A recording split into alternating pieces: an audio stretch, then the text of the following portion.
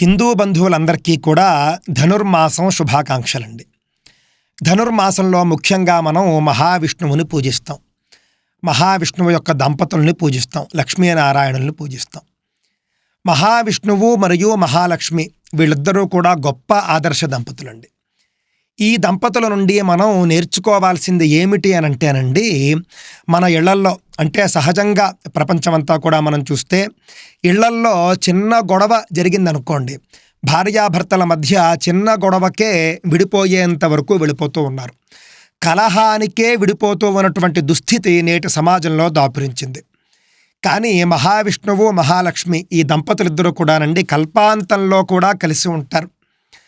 ఈ మాట స్వయంగా మహావిష్ణువే చెబుతాడు దేవతలకు భవిష్య పురాణంలో వెంకటాచల మహాత్మ్యంలో. కల్పాంతంలో ఎవ్వరూ ఉండరు, మీరెవ్వరూ కూడా నాతో ఉండరు, మహాలక్ష్మి ఒక్కామెయే నాతో ఉంటుంది అని ఆయన స్వయంగా చెప్పుకుంటాడు. ఏ సమస్య వచ్చినా కూడా అగ్నిసాక్షిగా పెళ్లి చేసుకున్నాం కాబట్టి జీవితాంతము కూడా కలిసి ముందుకెళ్ళాలి అనేటటువంటి ఒక సందేశం మనకు ఆ దంపతులు ఇస్తూ ఉన్నారు. మనం కూడా ఎన్ని కలహాలు వచ్చినా కూడా కలిసి జీవించాలి అనేటటువంటి ఒక దృఢ నిర్ణయంతో మనం కనుక ముందుకు సాగినట్లయితే మనందరి జీవితాలు కూడా ఎంతో ఆనందమయంగా ఉంటాయి. ప్రతి కుటుంబంలోనూ కూడా సమస్య అనేది సర్వసాధారణము అనే విషయాన్ని దృష్టిలో పెట్టుకోవాలి. సమస్య లేని కుటుంబం ఉండదు, సమస్య లేని సమాజం ఉండదు.